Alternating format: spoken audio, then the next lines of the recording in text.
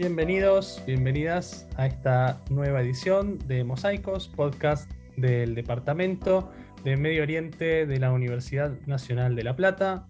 Hoy tengo el gusto de hablar con Kevin Arilevin, que es secretario del departamento, sociólogo graduado de la UBA y magíster en estudios de Medio Oriente, Sur de Asia y África por la Universidad de Columbia en Nueva York. Y vamos a hablar de un tema que nos es caro o cercano a ambos, que son las elecciones en el Estado de Israel, las cuartas elecciones consecutivas. ¿Cómo estás, Kevin? ¿Qué tal, Ignacio? ¿Cómo estás? Muy bien, muy bien. Contento de conversar nuevamente de esto, que ya nos ha ocupado varias instancias, encuentros, charlas, estas elecciones que no tienen fin. Si te parece, podemos arrancar un poco planteando cómo es el sistema institucional israelí, así tenemos las coordenadas, por lo menos para que nuestro público oyente en sus hogares entienda el escenario complicado en el que estamos bailando. Seguro, seguro. De forma muy breve, bueno, es conocido que quien gobierna Israel es el primer ministro. Existe un presidente, pero tiene una función más ceremonial. Y el primer ministro es el jefe de gobierno y quien tiene el poder real y el centro del poder ejecutivo. Ahora, cuando los israelíes van a votar, no votan un primer ministro. Lo que votan es la conformación del parlamento. El parlamento israelí se llama la Knesset, es un parlamento unicameral.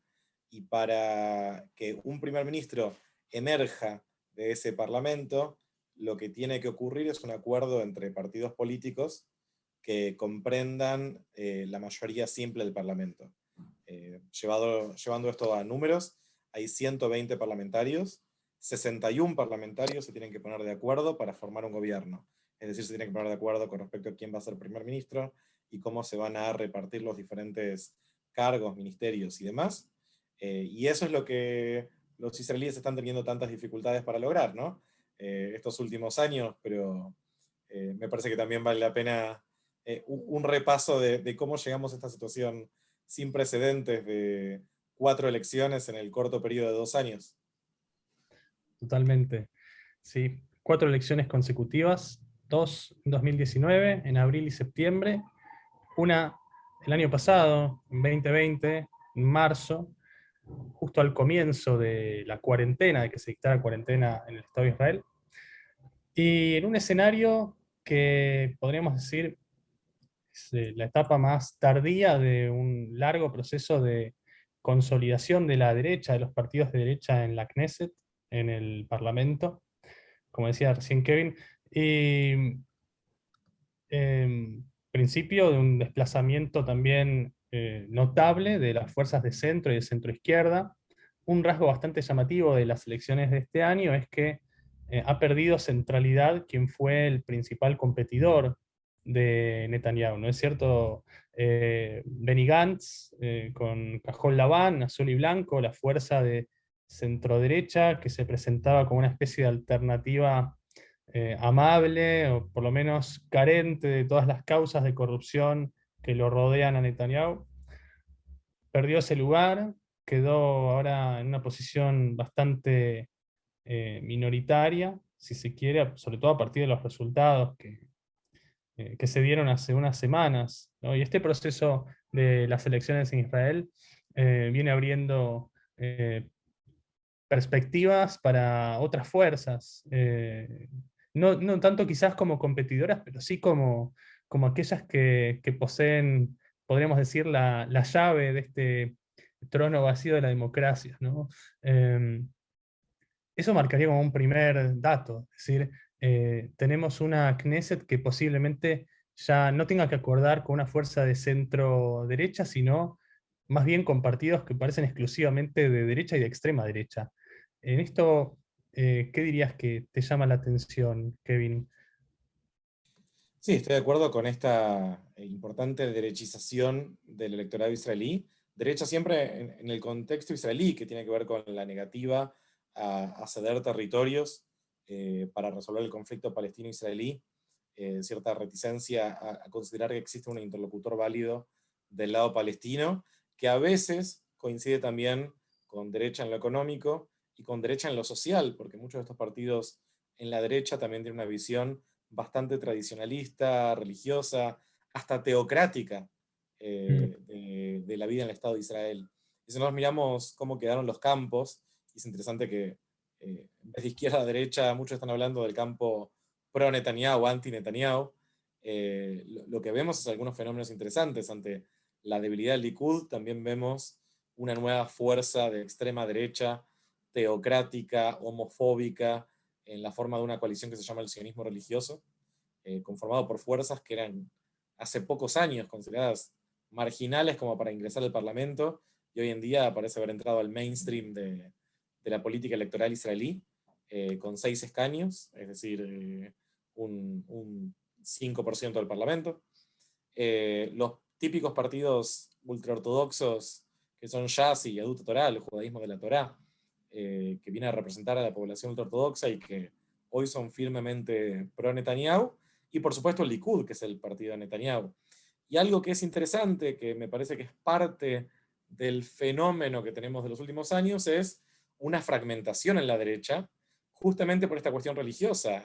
Hace 2 años a Víctor Lieberman, quien funcionaba como furgón de cola y como una especie de colectora para el Likud ante el electorado ruso, decidió que no iba a formar parte de esta alianza de derecha, diciendo, no, no estoy más con los partidos religiosos que intentan intensificar esta coerción religiosa sobre los ciudadanos laicos de Israel. Yo soy una derecha racional, que no estoy en la misma sintonía con esta derecha mesiánica, y así se le rompió a Netanyahu la derecha, que quizás, la coalición, que quizás es una crisis más amplia en la derecha, que hasta ahora pudo sostenerse en base a este acuerdo entre la derecha laica y la derecha religiosa, que parece hoy en día no poder reconstruirse y rearmarse para gobernar. No sé cómo lo ves vos, Ignacio. Sí, a mí algo que me llamaba la atención de lo que decías, sionismo religioso obtuvo 6 escaños, ¿no es cierto? Sí. Fíjate que azul y blanco, decíamos, la centro derecha, esta especie de derecha de buenos modales, eh, que venía a ser como, bueno, la opción rival, el contendiente más potable contra Netanyahu, pasó de tener 30 asientos en las elecciones de 2019 y 2020 a tener ahora 7. Es decir, ahí nomás de un bloque de partidos que además son ultra racistas, xenofóbicos, homofóbicos, ¿no? Promueven una agenda muy contraria a los valores de buena parte de la sociedad israelí, incluso de votantes del Likud.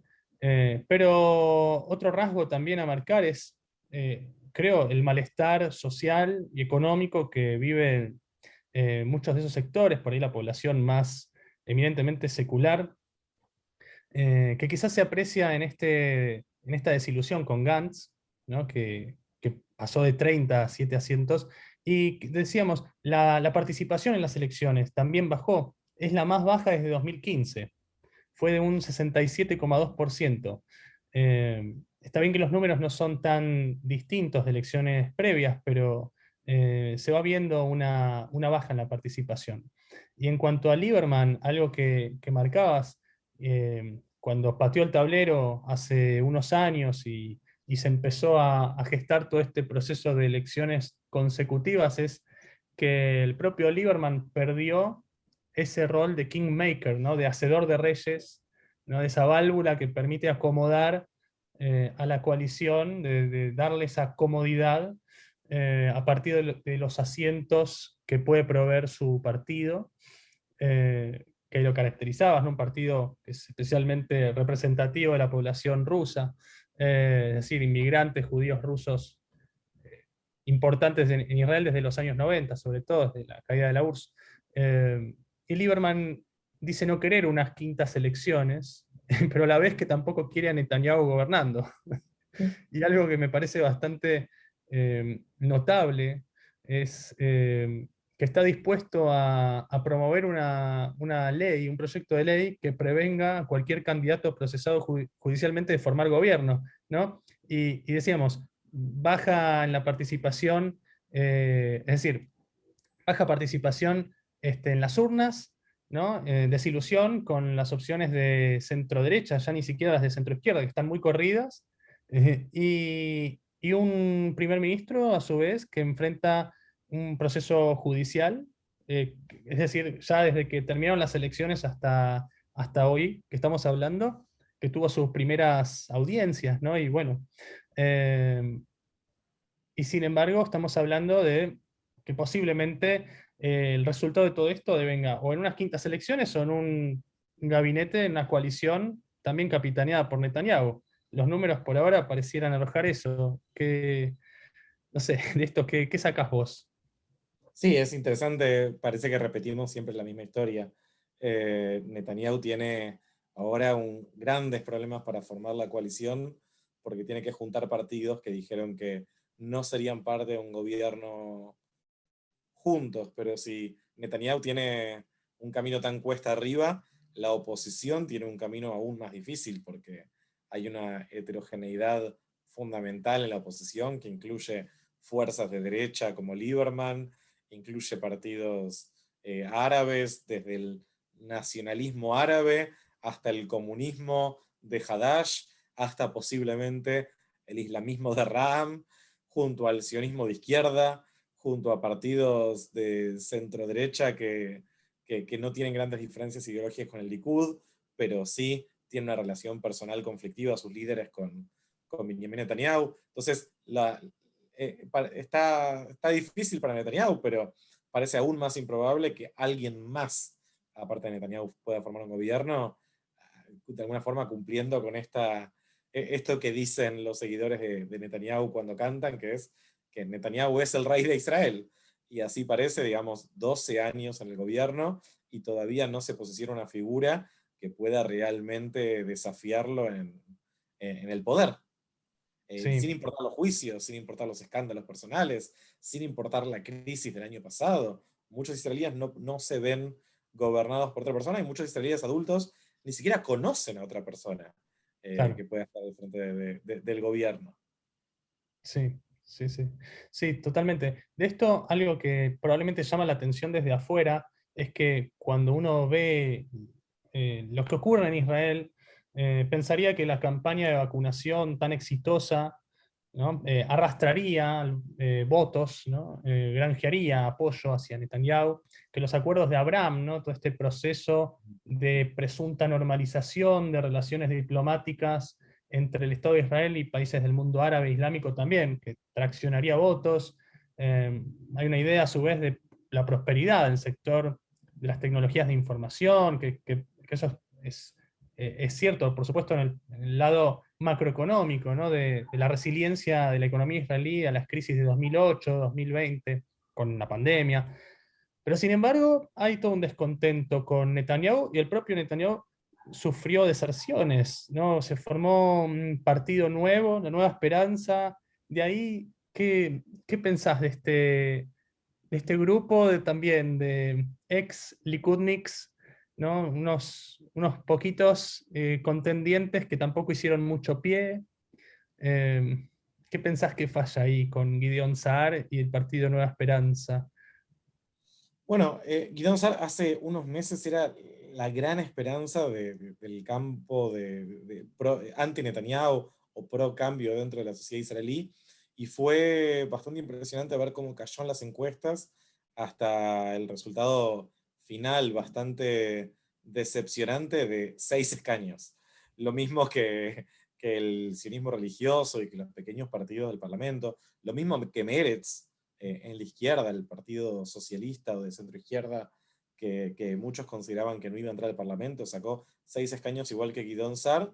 Y me parece que también uno de los problemas de Sar fue, en primer lugar, hacer una campaña que se sentía un poco anticuada, juntando grandes figuras, pero sin grandes proyectos y sin, bueno, también difícil en un año tan particular hacer manifestaciones o actos de base, pero mostró también el fracaso de un candidato que no tenía grandes diferencias ideológicas, pero que planteaba básicamente que la principal preocupación era que Netanyahu busca intervenir en la justicia, que divide la sociedad israelí, y se ve que el público israelí no, dentro del gran mercado electoral, recordamos que había 40 partidos políticos, entraron 13, pero había 40 partidos políticos cuando iban a la urna, no vieron un gran brillo en Sar. Entonces, quienes se fueron del Likud y se metieron en la Nueva Esperanza se ve que deben estar bastante desesperanzados hoy con respecto al cálculo que hicieron en su carrera política, y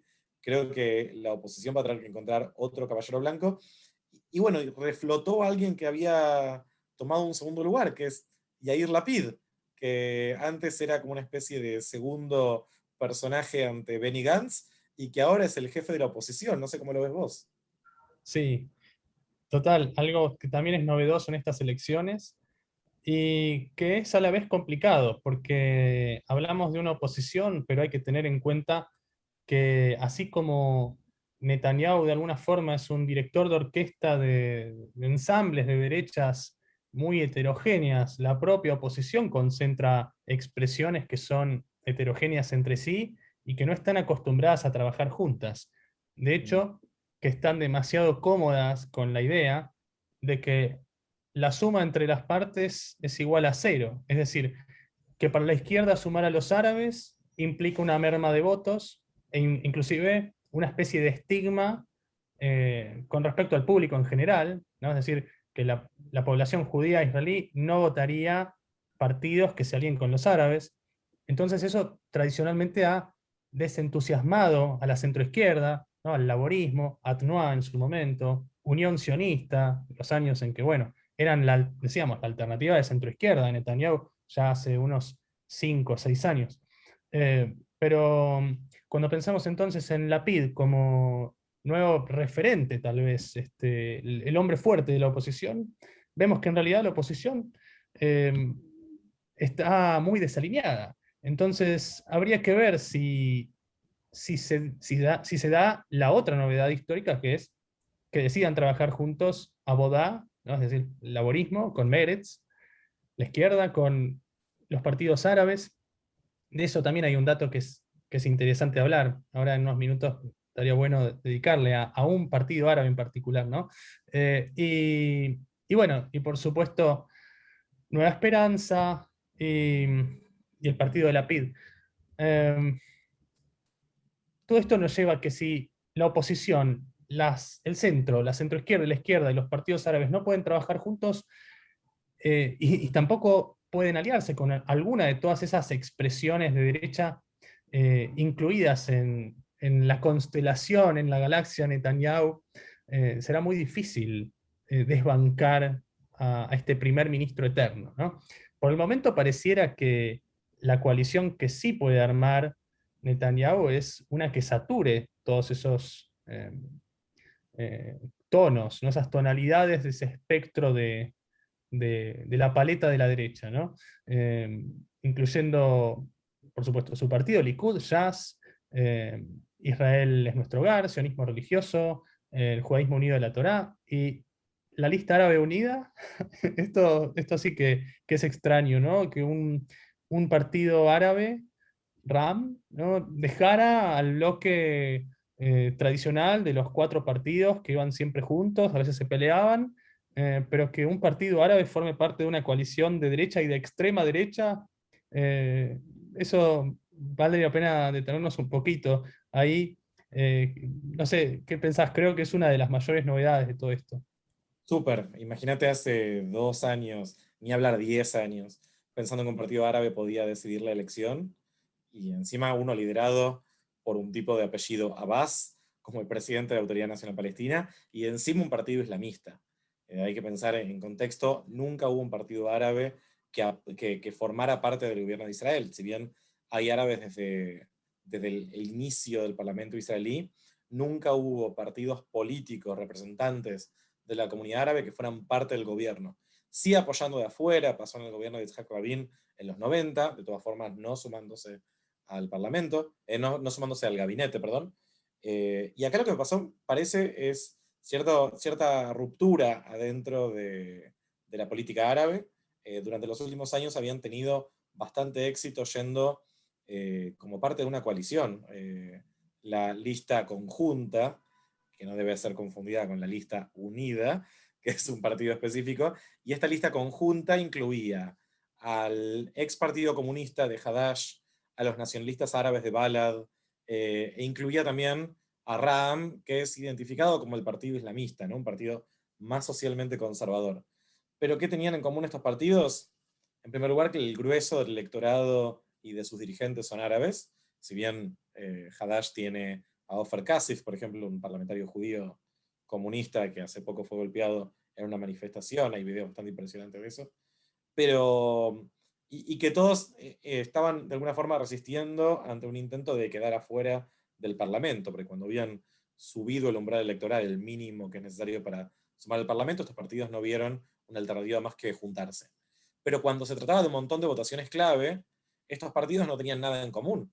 Cuando el Parlamento votó para prohibir las terapias de conversión a los homosexuales, una forma de curar, entre mil comillas, a personas homosexuales, la mayoría de estos partidos votaron a favor de prohibir este tipo de terapia, que en realidad es tortura y que no funciona, pero Ram votó en contra de prohibir. ¿Por qué? Porque responde a una visión mucho más tradicional, religiosa, conservadora de lo social. Y este tipo de fricciones eventualmente llevaron a la ruptura de la coalición, y otra cosa es que evidentemente hay un esfuerzo por parte del electorado árabe de decir, bueno, vamos a dejar las banderas nacionalistas, vamos a dejar nuestra identificación con los palestinos del otro lado de la frontera y vamos a enfocarnos en reivindicaciones materiales, locales, en la mejora concreta de nuestras condiciones de vida, dejando de lado estos lemas viejos de la liberación de Palestina y la creación de un Estado palestino. Y esto, bueno, algunos lo pueden tomar como una señal de maduración, otros lo pueden entender como una claudicación, y tal vez en esto jugó un rol los acuerdos de Abraham que mencionabas, es decir, bueno, si Netanyahu puede llevar a normalizar la relación con Emiratos, con Bahrein, con Sudán, Marruecos, etc., ¿por qué no normalizar la relación entre judíos y árabes adentro del Estado de Israel? No sé cómo lo ves vos y si tenés alguna idea de cuál será el juego final al que apunta esta figura de repente clave en la política israelí, que es Mansur Abbas, el dirigente de este partido. Claro, y ahí, como marcabas, ¿no? Los partidos árabes tampoco están acostumbrados a trabajar realmente juntos, y sus diferencias son considerables.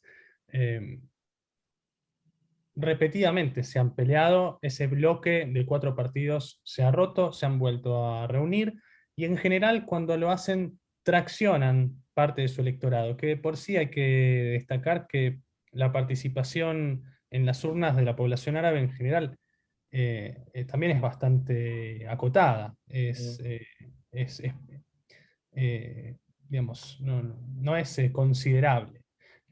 No es representativa de los números reales, ¿no? En términos demográficos.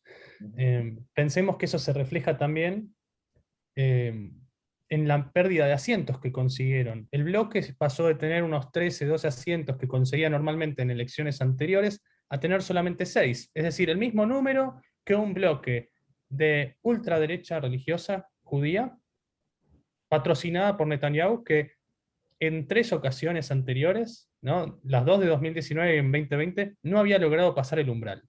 Entonces, hasta ese nivel se ha achicado la presencia de los partidos árabes en la Knesset, y por otro lado, Ram, este partido de Mansur Abbas, bueno, por lo menos capitaneado por Mansur Abbas, plantea una nueva posición, ¿no? Que es esta que marcabas.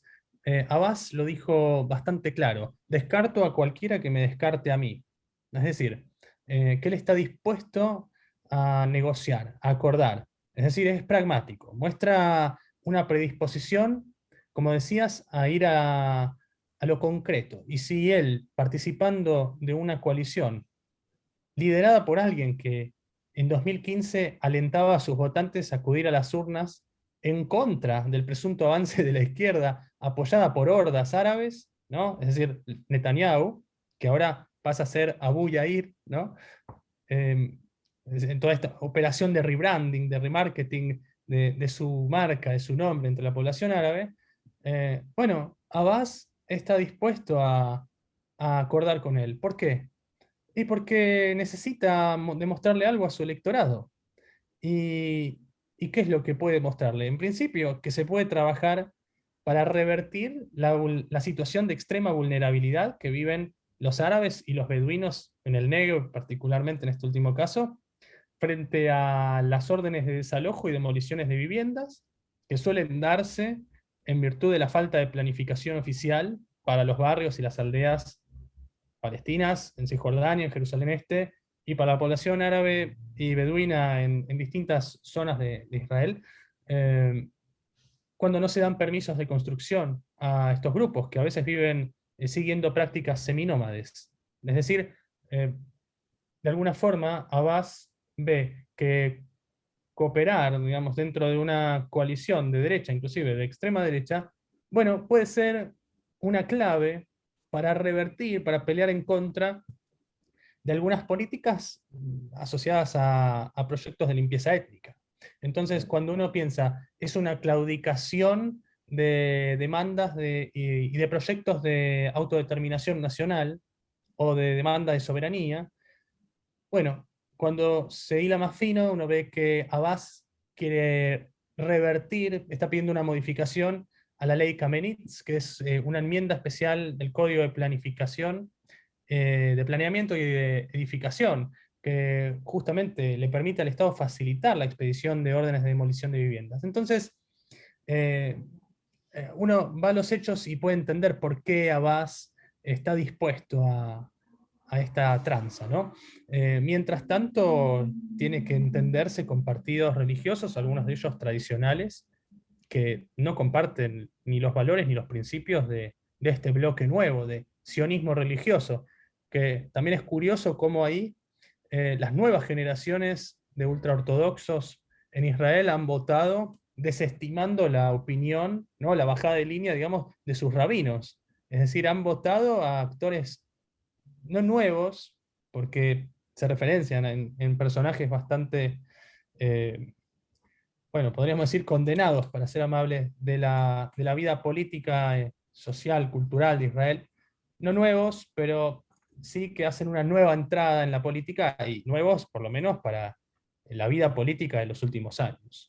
Eh, Sobre este fenómeno del voto de los ultraortodoxos, llamativo también ese desplazamiento, ¿no? De un 12% del voto hacia este bloque nuevo de partidos que antes no pasaban el umbral. Eh, Como para ir cerrando, Kevin, con qué te quedarías de estos nuevos roles de Kingmaker que ejerce Abbas como líder árabe, capaz de otorgarle los asientos necesarios a Netanyahu, un Netanyahu que está enfrentando ahora sí, por primera vez, una audiencia real, ¿no? Hace rato se viene anunciando sus procesos judiciales, pero bueno, ahora sí se está sentando en tribunales, y que un Netanyahu que no termina de armar su coalición, que enfrenta unas posibles quintas elecciones. Lo tenemos a Abbas, tenemos a Naftali Bennett, quizás no lo mencionamos, podríamos tal vez cerrar un poquito con esa última figura. Sí, yo creo que Naftali Bennett, al igual que Lieberman, también durante muchos años, de hecho, ex Likud, siempre presentó como una especie de colectora para juntar votantes para la coalición de Netanyahu, desde el público, sobre todo de la derecha religiosa. ¿Sí? Naftali Bennett usa kippah, es un religioso sionista, más tradicional, ¿no? Como la lista del sionismo religioso que se presentó en esta elección, y que también ahora la juega indeciso, yo creo que en un cálculo para poder aumentar la influencia. De hecho, sacó no tantos escaños en el Parlamento, sacó 7, y sin embargo puede ser quien decide si Netanyahu sigue o no, en el caso de que Netanyahu haga un acuerdo con él y junte 2 parlamentarios más.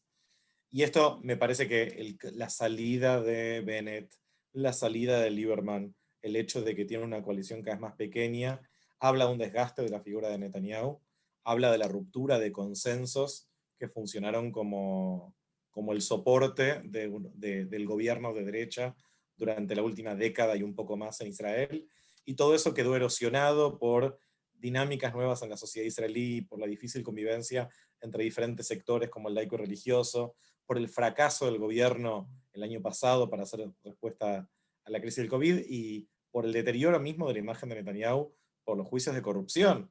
Entonces, vemos un Netanyahu que está cada vez más solo, por una posición fragmentada, que no tiene un líder carismático que pueda capitalizar eso.